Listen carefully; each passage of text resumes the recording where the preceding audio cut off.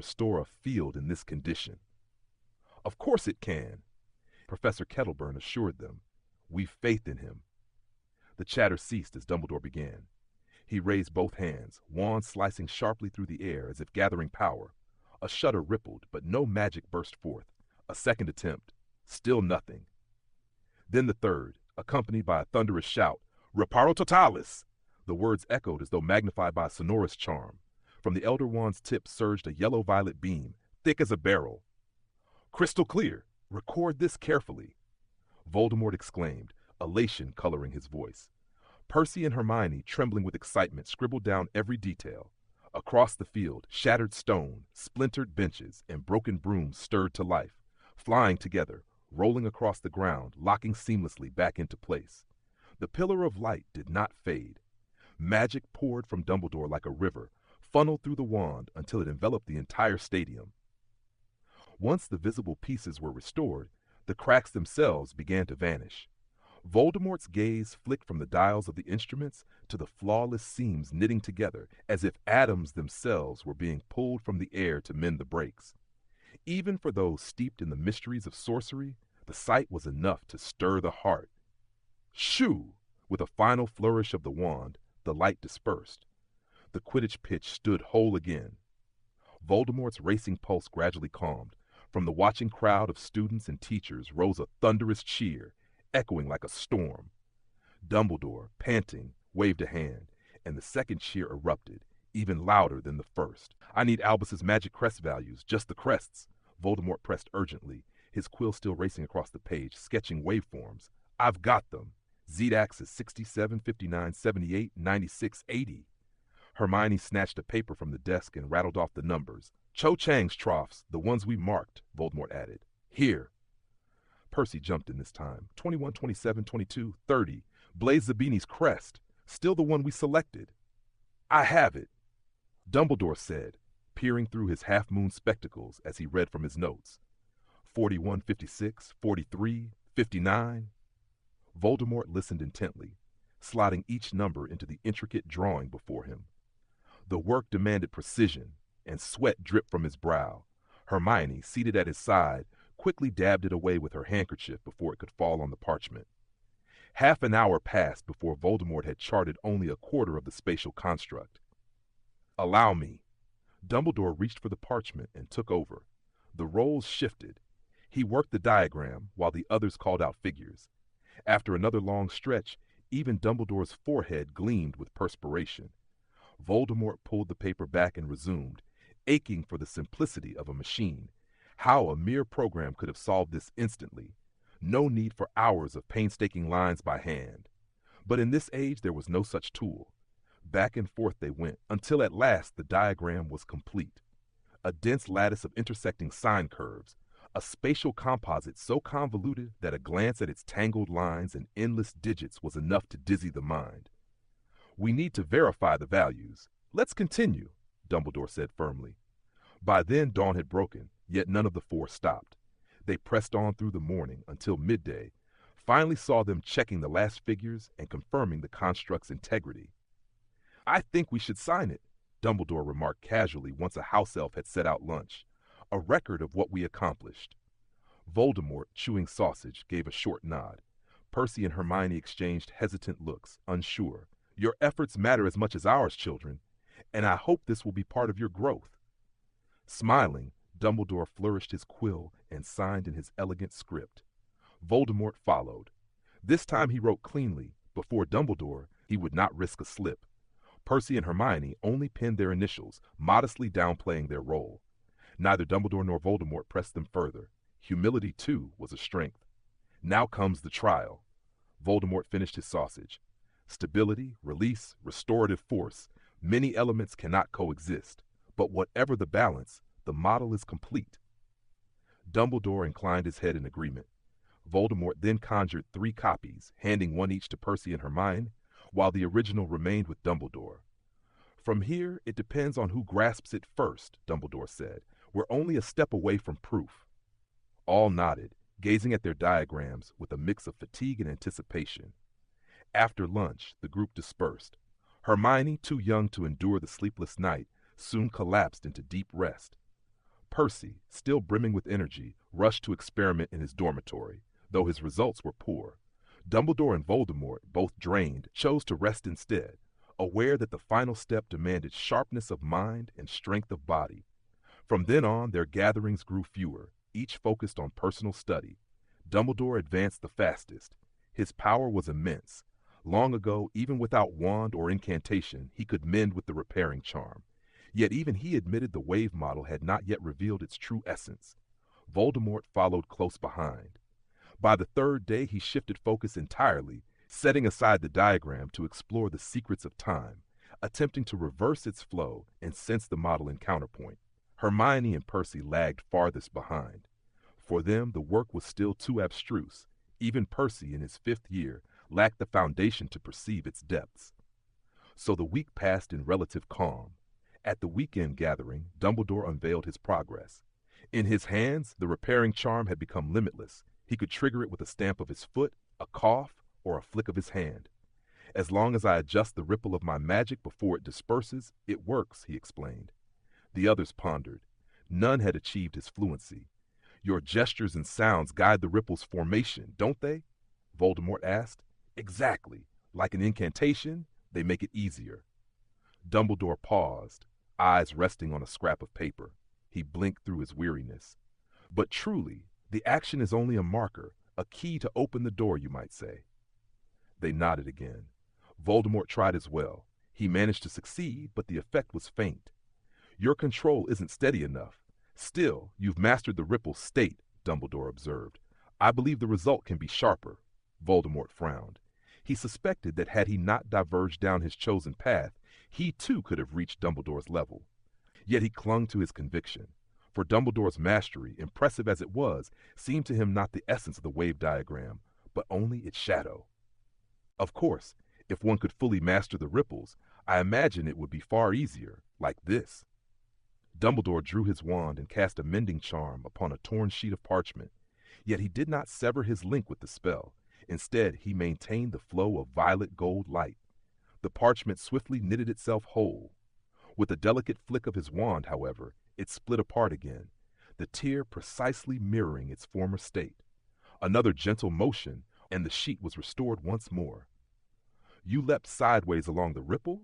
Hermione asked, eyes wide with astonishment. Yes, Dumbledore admitted, brow furrowing. But it cannot yet be done without a wand. I still lack true comprehension of the ripple. It feels as though I've only just learned a new spell, clumsy and unpolished. Voldemort inclined his head slightly, yet his thoughts drifted toward the secrets of time. For a wizard, casting spells was hardly a challenge. Proper incantation, precise motion, sufficient mana, and the rest followed naturally. But to hold a spell in the liminal state, balance between formation and dissolution, that was a path no one had dared tread until Dumbledore revealed the fruits of their research. This is a discovery worthy of the Order of Merlin itself, Headmaster. You ought to submit it, Professor Flitwick declared in excitement. He had never dreamed spellcraft could be manipulated in such a way. Perhaps so, Dumbledore smiled. Though I already possess one, it is Quirinus, Percy, and Hermione who deserve the honor. Percy's face lit with pride, while Hermione straightened her back, smoothing her hair with nervous determination. Voldemort let out a weary chuckle. The shadow of the secrets of time still weighed heavily on him, leaving his body drained, yet his spirit burned with rare exhilaration, for he too had achieved true progress. Quirinus, had I known you were pursuing this, I would have joined you, Flitwick said with undisguised envy. The Order of Merlin clearly mattered to him, and in truth to everyone present. Can such a technique be taught widely? Asked Professor McGonagall, ever the voice of reason. It requires some knowledge borrowed from Muggle science, but nothing overly complex. The true key lies in grasping the ripple. This demands sharp spatial insight. Dumbledore paused in thought. 5th years and above, if diligent and gifted with spatial perception, should be able to manage it. Research was one thing, application another. Carving a new path through the unknown was daunting, but once the trail was opened, following it became far less arduous. Is this its final form, then? Professor Sprout asked. Hardly, Dumbledore replied. We have only uncovered its threshold. Its potential applications remain for us to explore. As he spoke, he turned toward Voldemort. Quirinus, your contribution surpasses mine. Surely you have insights of your own to share. Hermione bobbed her head eagerly, while Percy led the applause until it thundered throughout the hall. Voldemort swallowed his food and gazed at the shining faces of his students. Breakfast had transformed into a ceremony of honor. Without false modesty, I'd say we've taken a step closer to the very essence of magic. Voldemort's single remark sent the students into a stir. They didn't care whether he was right or wrong, just that it sounded grand and powerful.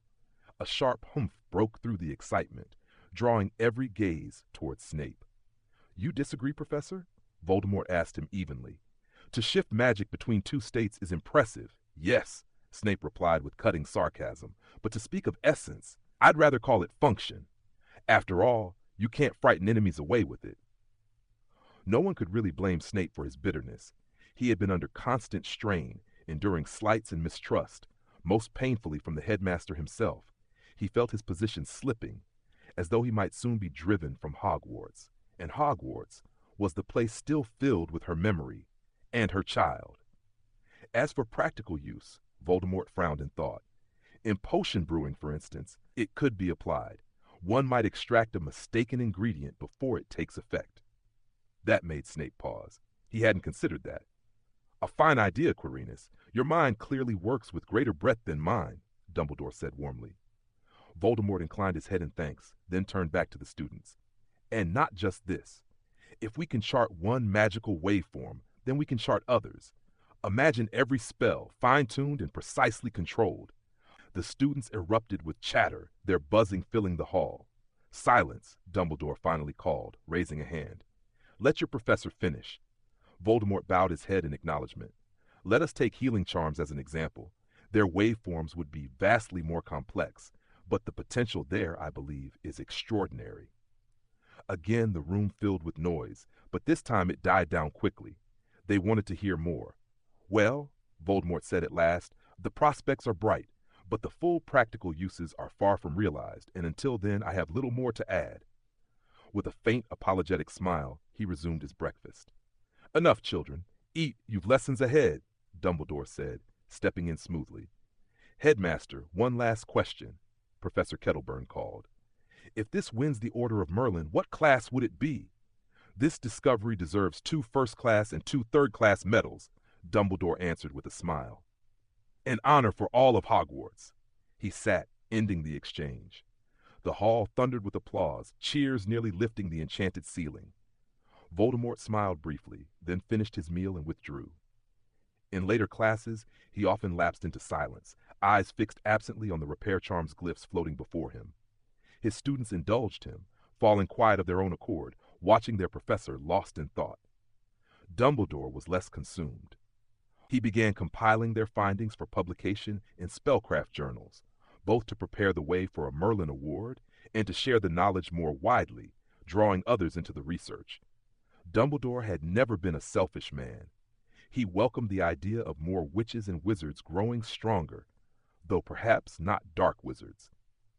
That very evening, Professor McGonagall visited his office. She wished to study transfiguration waveforms alongside him.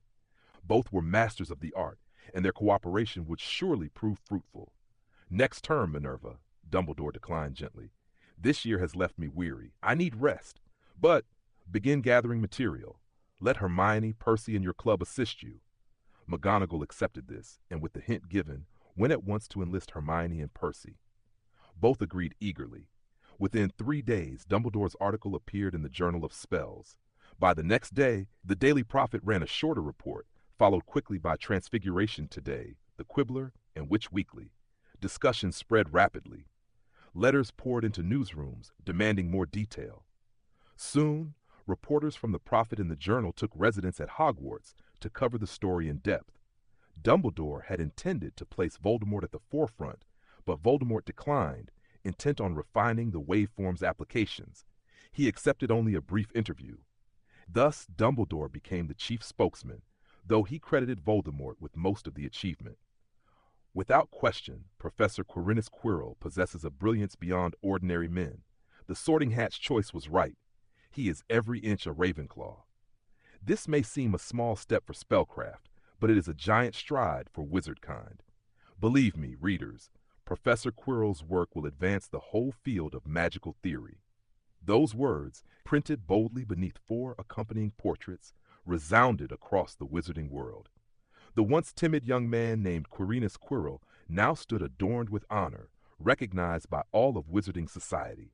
His life was destined for greatness. Chapter 110, A Brave Attempt in the East Tower. The research group gathered again, this time with Madame Pomfrey joining their number. Quirinus, I must say.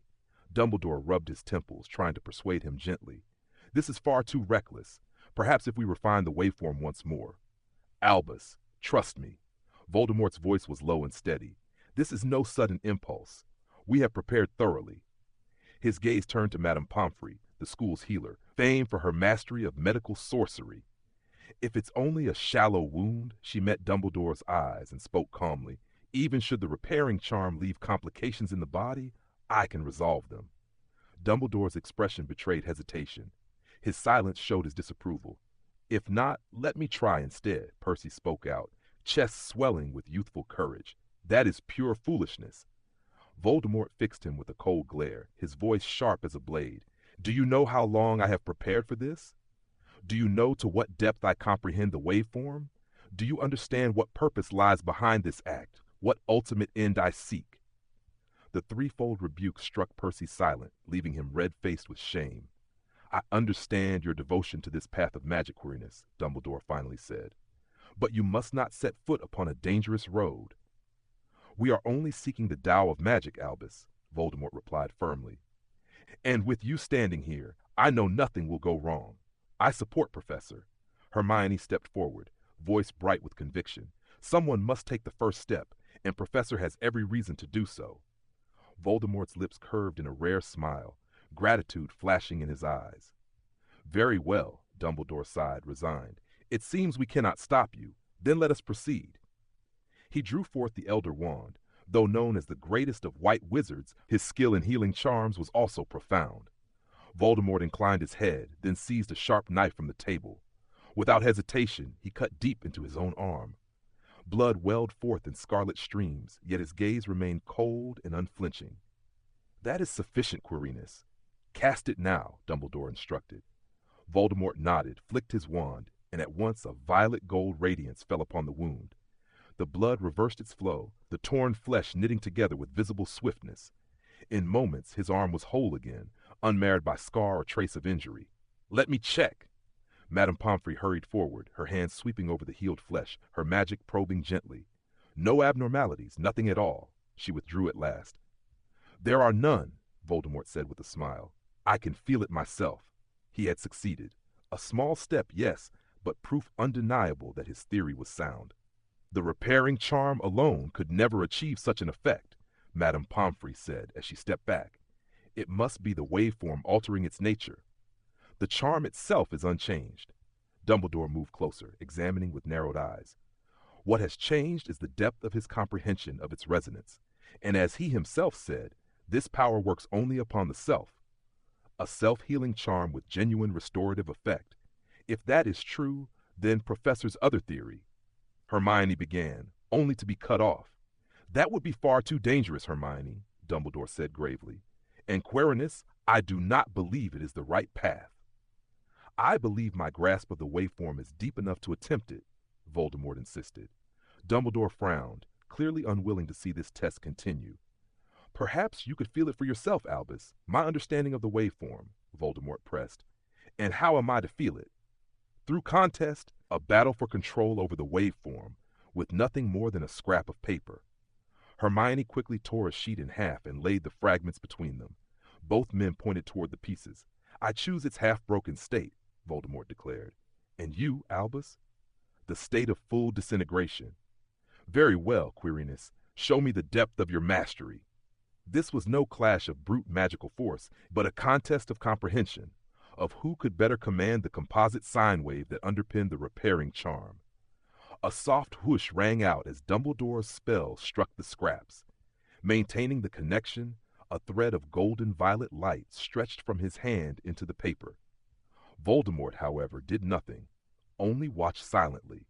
The scraps knit together, then broke apart once more into fragments. Clearly, Dumbledore had already tuned the waveform, yet his eyes narrowed in puzzlement at Voldemort's stillness. Snap!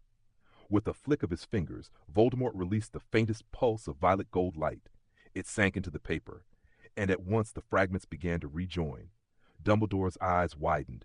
He hastened to adjust his waveforms, striving to maintain the state of utter disintegration. But it availed him nothing.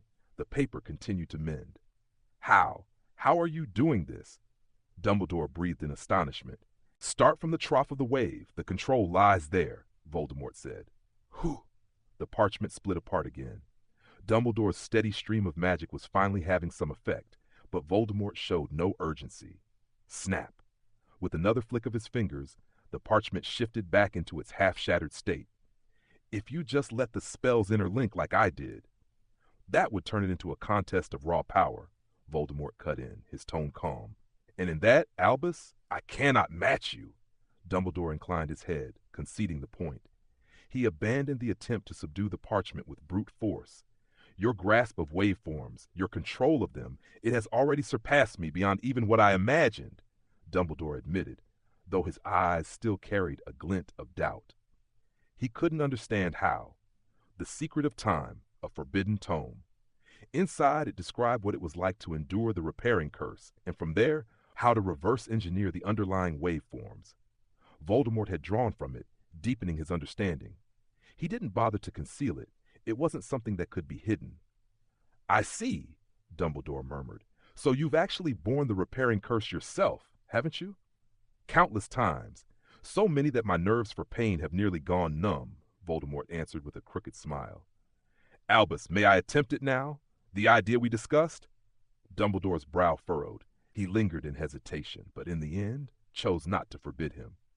Voldemort let out a long breath, raised his wand, and before casting, glanced toward Hermione.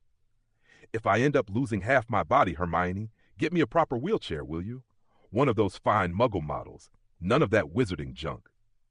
The jest drew a laugh from Hermione, but her smile faltered as worry replaced it. You can do it, Professor, she said, clenching her small fists in encouragement. At least, in theory, it should work perfectly. Voldemort gave her a small nod. Then, with a sudden fierce motion, he swung his wand. A blazing light of violet gold erupted and crashed down upon himself. In an instant, the spell took hold. Voldemort's figure vanished into nothingness. Quirinus, that's enough. Stop now. Dumbledore tightened his grip on the Elder Wand, his voice steady but edged with concern. Buzz. The violet golden light quivered as though struggling to stabilize, yet Voldemort's form did not reappear. The atmosphere grew taut. Everyone present felt the tension creeping up their spines. Dumbledore leveled his wand at the pulsating light, poised to intervene the instant danger showed itself. Buzz. The radiance trembled again, bursting forth with a brilliance far greater than before. No one else present could discern what was happening. Only Dumbledore's keen insight pierced the truth. He's adjusting the composite wave, he explained, voice low and urgent. It's difficult. If he doesn't succeed soon, I'll have to guide it. But whatever happens, do not interrupt. Before he could finish, the violet gold flared violently. With a sharp bang, a figure broke free from the light. Ha ha! Voldemort staggered, chest heaving, his face drained of color as though he had just been dragged from drowning waters. His spirit was flagging, his body trembling with exhaustion. How do you feel? Dumbledore quickly dismissed the Elder Wand's glow and stepped forward. Like the first time I attempted apparition, Voldemort replied with a thin smile, only worse, like being crammed through a narrow pipe. But I emerged in the end. Not bad at all. Relief softened Dumbledore's face, though he still beckoned Madame Pomfrey forward to examine him. Does this mean the spell can govern all states of the body? Percy asked eagerly, eyes alight. Eternal youth, perhaps, but not immortality, Voldemort corrected calmly. To maintain that condition would demand ceaseless expenditure of essence. Still, a relic or enchanted vessel might sustain it. He's terribly weakened like a patient convalescing from grave illness, Pomfrey reported after her examination. But there is no permanent harm. Professor Quirinus, this was indeed a courageous breakthrough. Voldemort inclined his head with a faint smile. If this body were truly his own, If his soul fragments were not hidden in anchors, he would never have risked such recklessness. Then this spell could cleanse all sickness from the body? Hermione wondered aloud, her mind naturally leaping to the thought. In theory, yes, Voldemort said once his breath steadied, but again, the same constraint remains. It requires continuous magical supply. For disease or long-term preservation, healing charms are far more practical. This effect cannot be imposed upon another, Dumbledore interjected gravely. It must be self-realized. That limit cannot be broken. Voldemort nodded, for he too saw no way the art could be wielded on another. But why does it work upon oneself at all? Percy pressed, and both Hermione and Pomfrey mirrored his doubt. Because of magical resonance, Voldemort replied.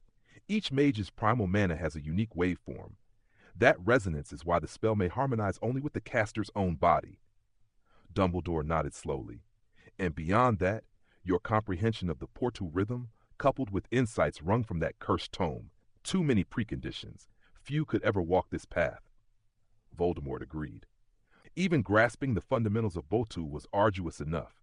Add to that the torment of forbidden text, the gamble of staking one's life, and the requirement of flawless execution. Indeed, the threshold was forbidding. Yet for those who master it, Madame Pomfrey mused, the healing power is formidable. In battle, no matter how dire the wounds, this technique could carry a wizard until a healer arrives. Everyone nodded, acknowledging its practicality. That book, Quirinus, allow me to see it, Dumbledore said at last. Voldemort inclined his head. The grimoire had already served its purpose for him. I'll attempt again soon, he said, straightening despite his fatigue. With deeper attunement to Bortu, I may wield the effect without injury. Yes, Dumbledore allowed, but take care in every attempt. You had better visit the infirmary, Pomfrey interjected. I'll give you restoratives for strength. Relying on your body alone will be too slow. Voldemort agreed, following her lead. Despite his weariness, his mood was buoyant. This was his own earned breakthrough, and the results were promising. Used well, it was a talisman of survival in battle. With further mastery, it might even grant him the equivalent of a short-range blink. Hogwarts' anti-apparition wards would never bar him. Name it, Professor, Hermione called before he left. You've invented a spell that surpasses the mending charm itself. Boltu Ginshin, the golden body of Boltu, Voldemort replied offhandedly. Its chief merit is in restoring the vessel. A fine name, though it hardly sounds like a spell, Hermione teased with a smile. Voldemort winked at her, then departed with Madame Pomfrey. We must record everything, Dumbledore murmured, adjusting his spectacles. The Portu applications of the mending charm alone could fill a tome. Percy and Hermione's eyes gleamed at once, aflame with the prospect of authoring a scholarly work that would bear their names. Late at night, in the Defense Against the Dark Arts office, Voldemort unfurled the secrets of time. Before handing it over to Dumbledore, he allowed himself a few last trials of the soul restoration methods within its pages. Using the Bodhi golden body to repair the soul, Voldemort believed it feasible. The recovery would not be swift, but it was at least a path forward. The study of Bodhi still merited deeper exploration, yet he felt it was time to shift his focus. Only a few months of the term remained. With the little time left, there were several tasks he needed to pursue. First, seek a more refined method of fusing souls. Second, perfect the potion for the resurrection ritual. Third, unravel the mystery of fate. He had been working on these matters for some time, but no decisive breakthroughs had come. Now, in these closing months, he resolved to refine them in that order. Next year, he would likely no longer be here. Before leaving, he had to make full use of the Hogwarts library, the largest collection of magical knowledge in all of Wizarding England. Before resurrection, he would at minimum need to absorb one Horcrux. To delay until later might create discord in the fusion. Yet he could not help but wonder, as more fragments of the Dark Lord's original soul merged into him, would his own temperament begin to twist? It was a fear that lingered. At present, Voldemort's nature was within him, but not yet dominant. With every shard added, would that balance tip toward brutality? Late into the night, he worried over what kind of man he might become. He had no desire to walk the old Dark Lord's path. The snake-faced monster had been hideous, his temper fouler still. Chapter 112. The afternoon sun was just right. The research group formally disbanded after the day Voldemort achieved the Bodhi Golden Body. Dumbledore buried himself in scholarly writing. Voldemort, meanwhile, began to haunt the library with increasing regularity. Percy delved ever deeper into the study of ripples while clashing with Malfoy, battles that nearly always went one-sided. Hermione, for her part, turned to catching up on the lessons she had fallen behind on. Everyone had their own affairs to keep busy with, and the school settled into a rare calm. Even Snape showed no sign of stirring up trouble. At least, that was what everyone believed. Everyone except Voldemort. One Saturday afternoon, Voldemort reclined on a lounge chair by the lake, basking in the sun as he leafed through a book. Beside him sat a neat stack of volumes waiting to be read that day. He wasn't reading deeply, only skimming for anything useful, and among them lay 2 restricted tomes. Yet even in the library's forbidden section, works on the soul were scarce. He had already read what little there was, and most were disappointingly shallow.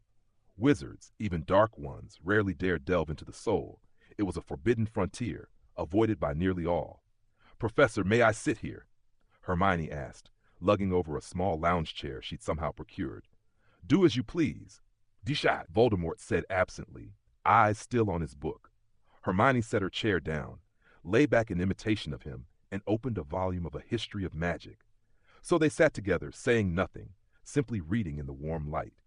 The hours drifted by peacefully, each absorbed in their own world.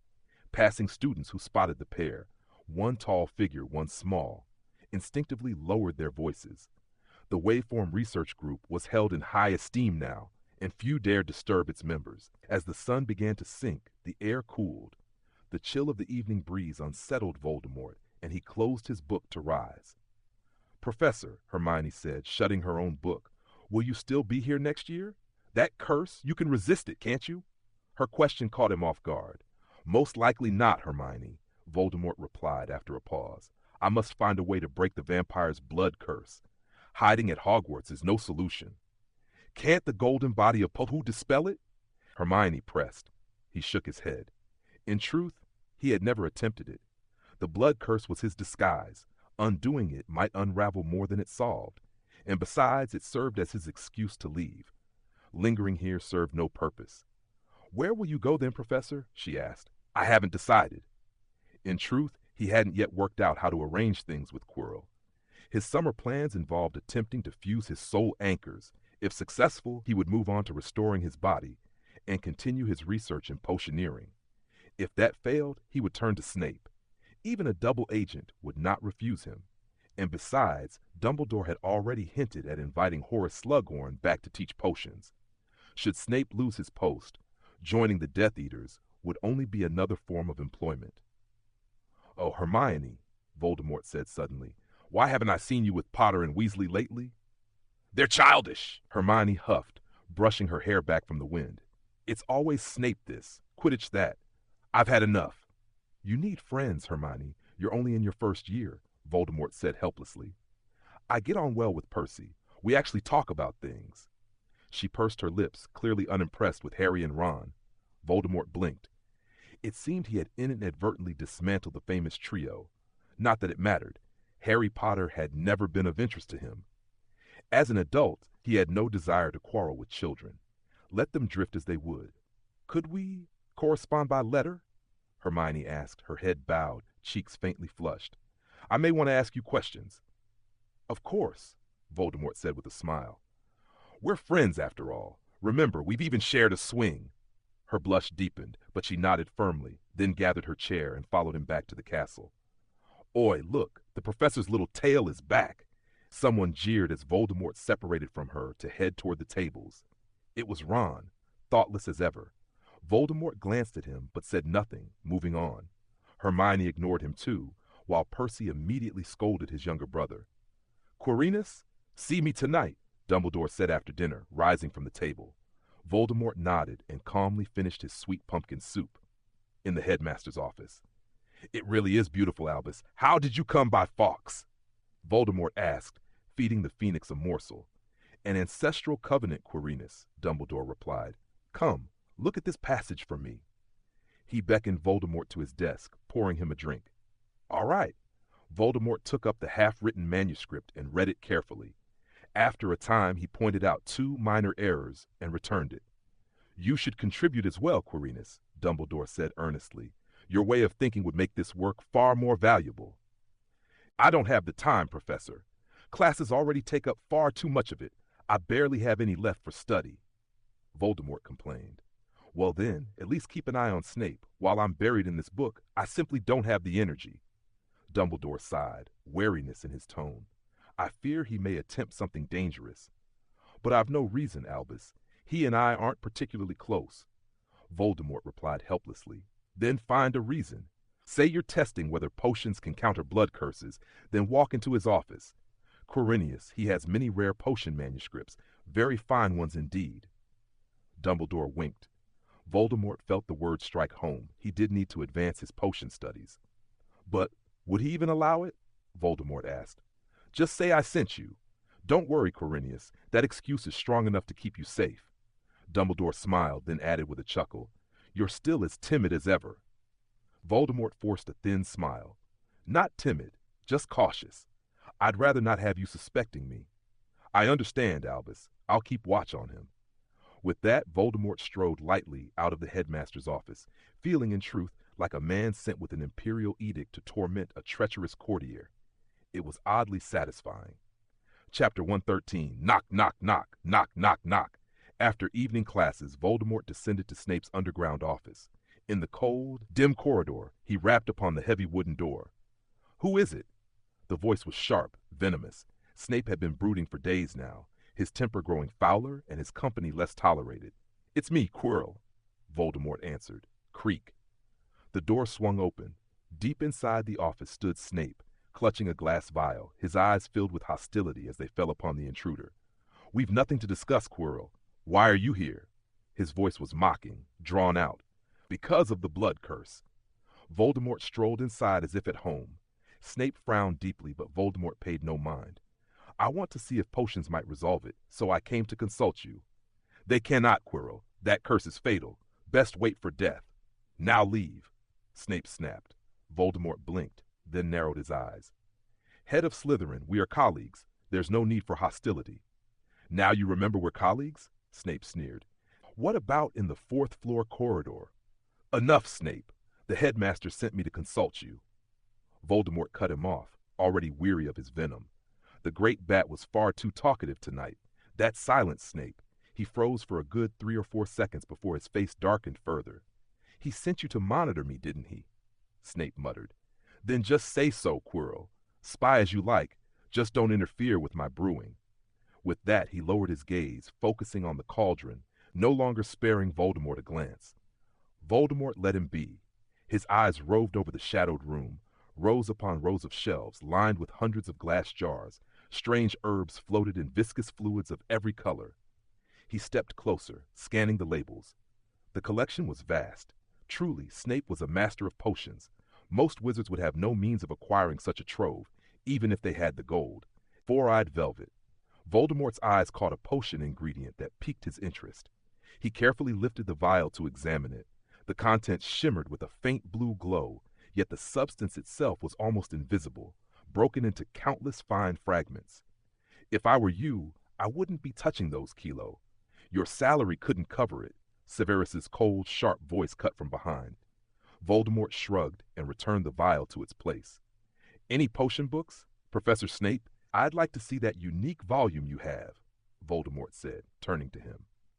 The two locked eyes for a long moment. In Snape's dark gaze burned intense disdain, while Voldemort remained composed. "It's in the side study. But don't touch my notes, they're all protected by spells," Snape murmured, lowering his head as he stirred a cauldron. "Your office is far larger than mine, Professor Snape. I don't have so many rooms," Voldemort remarked as he stepped inside. "That's because I'm the head of house. You'll understand when you become one," Snape replied. Entering the side study, Voldemort found shelves filled to the brim with potion books, covering everything from the most basic to the most advanced, meticulously organized. He first skimmed the titles, noting the deliberate order, from simple to complex, showing the care Snape had taken in arranging them. Rather than diving into the rarest texts immediately, Voldemort began a leap-reading approach, moving from book to book. Every volume was filled with Snape's notes, edits, and annotations. Even the most basic potion texts had been repeatedly studied, with material properties constantly revised. Becoming a potion master clearly required immense effort, and Snape had poured his diligence into it. Voldemort himself could be called a potion master, though his expertise was narrower, making Snape's notes especially valuable. "If I had the time, I'd read them all from cover to cover," Voldemort murmured, surveying the wall of books. "You don't have that time. The black magic defensive curse will drive you away, Kilo. I can feel it." Snape entered, stating flatly. Voldemort looked at him in surprise. "You can feel it?" "Of course. I've long coveted that position and studied it extensively. The curse is hidden in the castle. Heh, you won't escape it, Kilo." "No one can," Snape said, a self-satisfied gleam in his eyes, as if he already envisioned Voldemort caught by the spell. Indeed, just in these few words and expressions, Snape's demeanor was unmistakably that of someone dangerous, perfect for a Death Eater. Voldemort smirked, returning the basic books to their shelves, skipping ahead to a more advanced potion text. "How long do you plan to stay here, Kilo? Did Dumbledore request it?" Snape asked, clearly displeased. "Until I find a way to break the blood curse, or until the black magic defensive curse forces me to leave Hogwarts.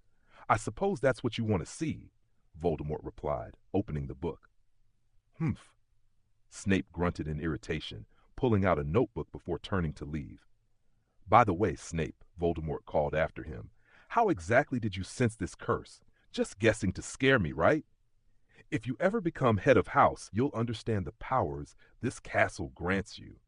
Foolish Ravenclaw, leave now if you value your life," Snape said, casting a cruel smile before finally departing. Voldemort ignored the threat, instead sinking into thought. Permissions. It reminded him of the chamber. Should he sneak a look before leaving? The idea was tempting, but with Dumbledore still in the castle, he decided to wait, unwilling to give the headmaster leverage. With that thought in mind, Voldemort happily delved into Snape's private collection. The shelves of a top potion master, filled with notes and annotations, were a treasure trove. Without Dumbledore's permissions and Snape's current awkward position, such an opportunity was rare. Once his own status was restored, he'd surely make Snape contribute. These texts were invaluable. Thinking of the future reduced his desire for the basic books. He needed more advanced texts, preferably ones involving rebirth. Skimming rapidly, Voldemort eventually reached the back shelves, where the books pulsed with magical energy, a sign of restricted texts. Professor Snape's private collection was indeed impressive, Voldemort thought, excitement rising. Chapter 114, The Blood of a Soulmate. Voldemort had always felt he should have some personal reserves. Whether potions or books, as the heir to the Dark Lord, it was impossible for him to possess nothing. But 10 years of soul struggles had left Voldemort's remnant self fractured, many memories were fragmented, and countless others had vanished entirely. He even suspected that some of these memories had been compromised even before those 10 years of conflict.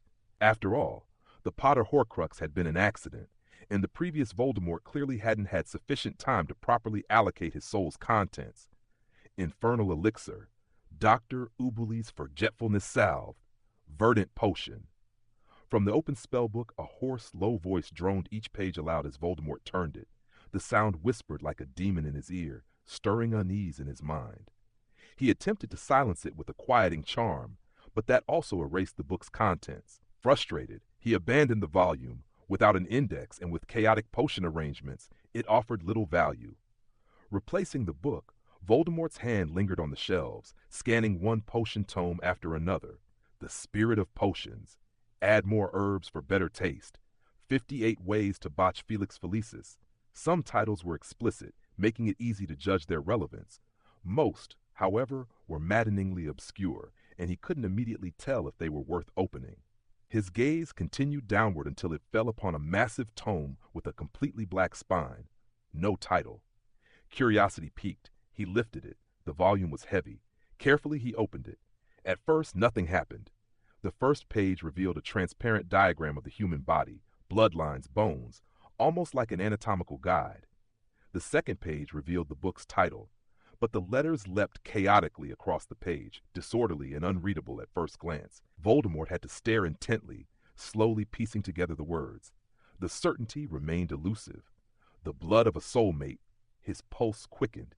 He sensed something profound. But before he could turn another page, Snape appeared at the doorway. Enough, Quirrell. I'm resting. You should leave. Snape glanced at the book in Voldemort's hands. I do not lend these volumes. Be here early tomorrow if you want it. Voldemort suppressed his excitement, nodded, and returned the book to its place. You sleep too early, head of Slytherin, he remarked lightly. He exited through the side door, yet his mind replayed the book over and over. He was certain his fragmented soul's memories held similar knowledge. Could this be the key to resurrection? The thought consumed him as he returned to his office. That night was agonizing. The next morning, he dared not visit Snape's office. Too eager, too obvious. Instead, he went to the library and borrowed Madame Pence's forbidden books catalog, but it listed no volume titled The Blood of a Soulmate. Are there books with moving titles, Madame Pence? He asked. Many, but mostly forbidden, she replied. Could you recommend a few? Of course, just a moment. Soon she provided several options. Voldemort examined each, but none matched. The animated letters were nothing like those he had seen. After enduring the day, he finally had reason to return. This time, Snape seemed to expect him. After a few barbed remarks, the professor said no more. Voldemort wandered the office, casually inspecting a few tomes, though his thoughts were fixed on that one book. Only when Snape left briefly to retrieve something did Voldemort approach and open it again. He flipped eagerly through the pages, only to find blank sheets. Nothing. Confused, he reopened them. The transparent human diagram returned, and on the second page, the title letters again danced into place, The Blood of a Soulmate. On the third page, a miracle occurred. The text had finally appeared, filling the book, a truly wondrous potion tome. Voldemort's mind raced as he pored over the chapters. Chapter, The Mother's Blood, Consume the Umbilical Blood, or Preserve It. If you are newly born and reading this, remember these words. They can grant resurrection. Voldemort ignored the absurdity of a newborn reading such a spellbook. His attention was entirely captured by the words resurrection. He devoured the text, learning how to preserve a mother's blood and transform it into potions. For youth, for magical power, and even resurrection. The last section only outlined the principles. It did not reveal a full resurrection potion. Regarding the mother's blood, the book spanned dozens of pages, densely packed with tiny script. It detailed not only the use of the blood, but also flesh and bones, in meticulous detail. When he finished reading that section and turned to the next page, the words that appeared were, the blood of one's own flesh and bone. Voldemort's eyes lit up with anticipation, but at that moment, Snape appeared at the doorway. Time's up? Voldemort asked.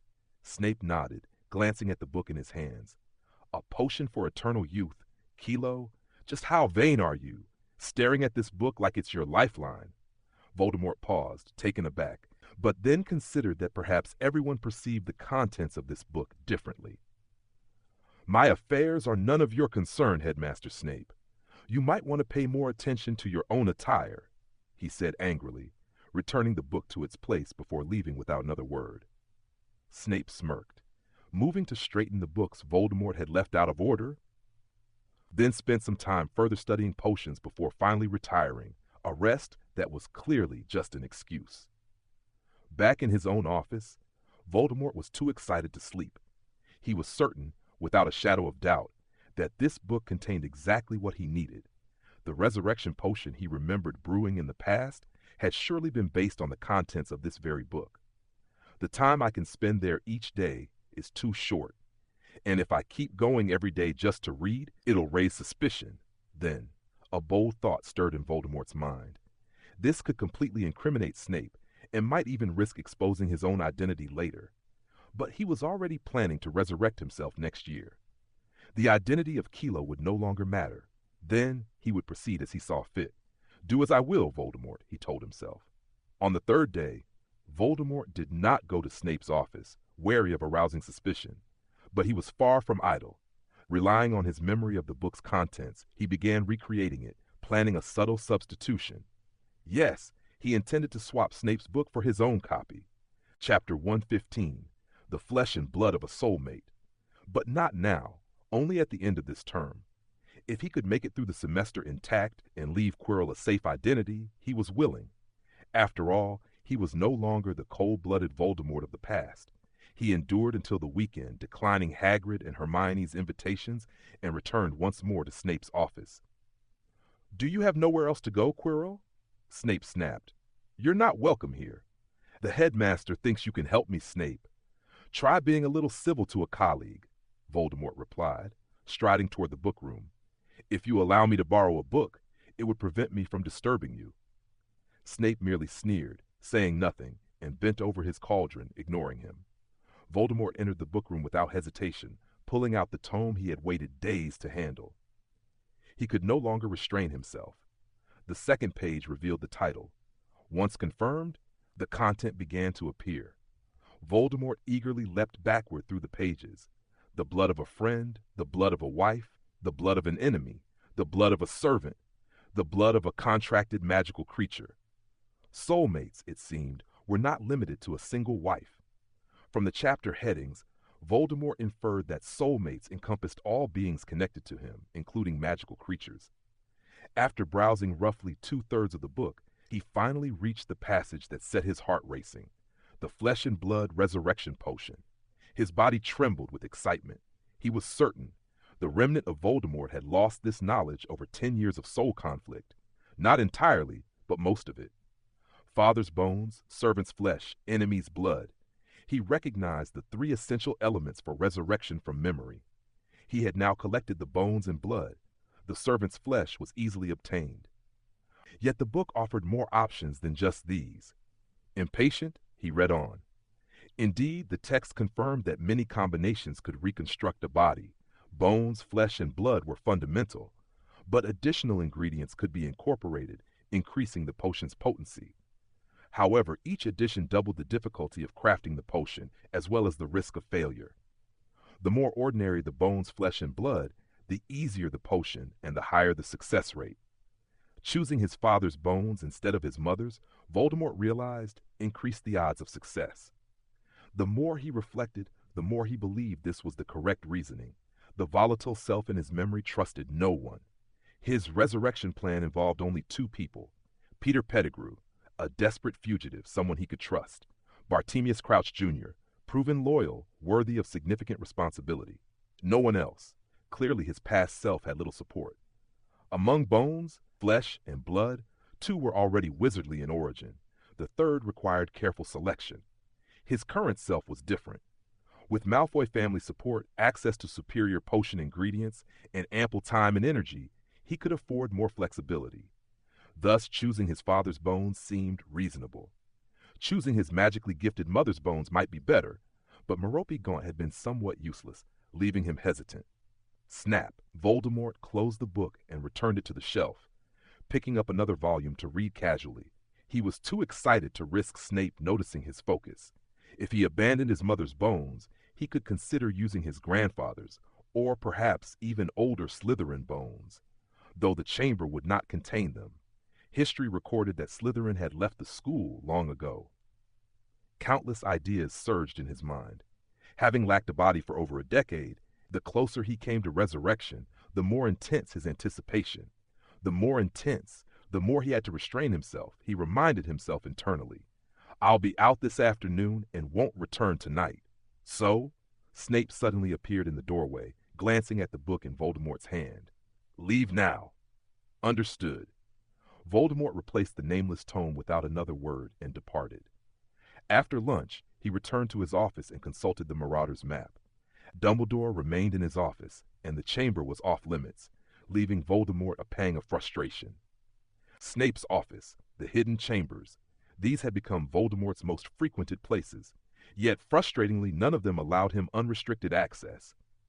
I need to go to the library and find some books on flesh and blood, he muttered to himself, restless. With that thought, he immediately made his way there. As always, he borrowed the restricted books list from Madame Pince and quickly located several volumes related to bones, flesh, and blood. He began studying them right away in the library. He dared not take the books out.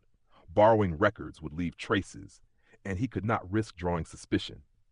The semester was drawing to a close. Since his secret had not been exposed, he had to complete the final step carefully. The identity of Kilo had earned Old B's recognition, and it would have considerable future utility. "Professor, weren't you going to see Snape today?" Voldemort, immersed in blood and magic, was interrupted by Hermione's question. "Headmaster Snape had to step out, so I can only read here for now," Voldemort replied with a smile. "I saw Percy go to Snape's office looking for you. He said the headmaster needed you," Hermione added immediately. Voldemort paused, then reluctantly set the book aside. He bade Hermione farewell and headed toward the headmaster's office. "Professor, so you were here all along?" In the 8th floor corridor, Percy looked at Voldemort in surprise. "Snape had something to do outside, so—" "He's in his office," Percy said, astonished. "I just saw him there." Voldemort's eye twitched. "That damn traitor, dare he—" "Wait." A plan quickly formed in Voldemort's mind. He beckoned Percy, and together they entered the headmaster's office. "Quirinus, take a look at this final section. If it's all correct, I think it's ready for publication." Dumbledore handed the book to Voldemort, then glanced at Percy with curiosity. "Percy, did you follow along for a reason?" Percy said nothing, only staring at Voldemort. Yet Voldemort did not take the book Dumbledore offered. When Dumbledore looked at him again, he saw Voldemort's expression, stern, focused, and serious. A sudden realization hit Dumbledore. "It's Snape, isn't it?" If it weren't for his attention being divided by magical research, he would have long since dug deeper into Snape's secrets. That man had been hiding in the school for nearly a full year, yet his lackeys couldn't manage anything. Dumbledore was growing impatient. He had planned to finish writing his book before investigating Snape, but now— Bang! The office door burst open violently, revealing a stunned potions master. Dumbledore, Voldemort, and Professor McGonagall all fixed harsh gazes on the frozen Snape. "It's Peeves, Snape. He's trying to break your door," Dumbledore offered a flimsy excuse, stepping in first with his wand at the ready. Voldemort followed cautiously, wand at his waist, poised to strike lethally if needed. McGonagall stayed outside, keeping curious students at bay, while Percy stood further down the corridor, ensuring no one entered. "Headmaster, what is the meaning of this?" Snape demanded, scowling. "Just checking on my Professor, Snape. No need to worry," Dumbledore replied, eyes flicking to the wand at Snape's side. Snape's hand twitched, but he ultimately did not draw it. "Hiss!" Voldemort leaned toward Snape's cauldron, sniffing. His gaze turned cold as he spoke to Dumbledore. "It's a compound potion, Headmaster." "Snape, I want an explanation." Dumbledore raised his wand. Voldemort stepped back, taking position behind Snape, wand raised as well. "It's—" Snape opened his mouth but said nothing. A compound potion wasn't extraordinary, yet a good man had little need for it. "Where is he?" Dumbledore asked. "Who?" Snape replied, puzzled. "You know who I mean," Dumbledore said sternly. Snape's eyes widened in shock, a flash of shame crossing his face. "I am not, Dumbledore," Snape hissed. "I'm not on that side, you know that." "I don't know, Snape," Dumbledore shook his head slowly. "I thought you were trustworthy, but do you even know what you've done?" "What have I done?" Snape demanded loudly. "The 4th floor corridor, the Quidditch match, and this compound potion." Dumbledore glanced at the cauldron. The potion had burned slightly amid the standoff, giving off a scorched smell. "You warned me to guard the 4th floor corridor. My presence there was justified." "And the Quidditch match?" "I was using a counter curse. Someone else was using a hex. And this time—" Enough, Dumbledore waved his wand, sending the scorched cauldron clattering aside. "Was your normal form so incapacitated you couldn't walk the school?" "I?" Snape opened his mouth again, but no words came out. "Why lie to me, Professor Snape? You said you'd be out this afternoon," Voldemort interjected, taking advantage of the moment. "Damn it! Isn't that enough?" Snape roared. "This is my private work, potions for the black market." All three froze. None expected this revelation. "So you were driving me away. You're here, I can't brew properly. Is that clear?" Snape spun angrily to glare at Voldemort, who shrugged silently. The client, potion prices, delivery schedule. Dumbledore's voice grew stern. "Do not lie. You know I will investigate thoroughly." Snape pouted but admitted everything honestly. "Professor Snape, why do this?" Voldemort asked, puzzled. "Isn't your salary enough? Do you think all these ingredients just appear? They cost galleons to acquire." Snape's glare softened slightly, less violent than before. He recognized that Voldemort's words, though harsh, were pointed, helpful. "Very well, Snape. I'll investigate. I hope it's not you." Dumbledore slowly lowered his wand, though his eyes still held